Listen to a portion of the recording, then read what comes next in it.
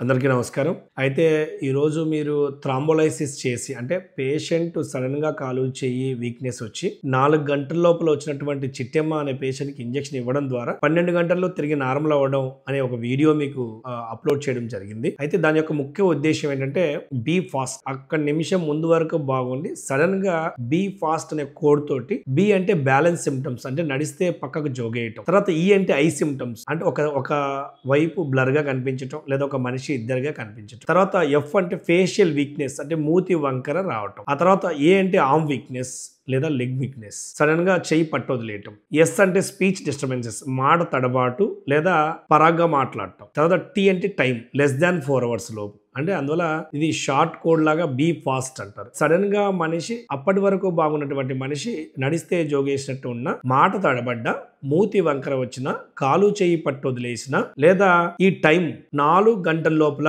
అంటే 4 గంటలు అంటే మీ ఇంటి నుంచి బయలుదేరినప్పటి నుంచి హాస్పిటల్కి రీచ్ అవ్వటం, వెంటనే మళ్ళీ మేము తిరిగి స్కాన్ చేయటం, మళ్ళీ ఎంఆర్ఐ స్కాన్ నుంచి మీరు హాస్పిటల్ రీచ్ అవ్వటం, ఇవన్నీ కూడా 4 గంటల లోపల మీరు రాగలిగితే థ్రాంబోలైసిస్ చేయొచ్చు. అది కూడా గడ్డగట్టినటువంటి స్ట్రోక్ అయితే చాలా మంచి ఇంప్రూవ్మెంట్ ఉంటుంది. చాలా ఫాస్ట్ గా ఇంప్రూవ్ అయ్యే అవకాశాలు ఉంటుంది. సైడ్ ఎఫెక్ట్లు తక్కువ.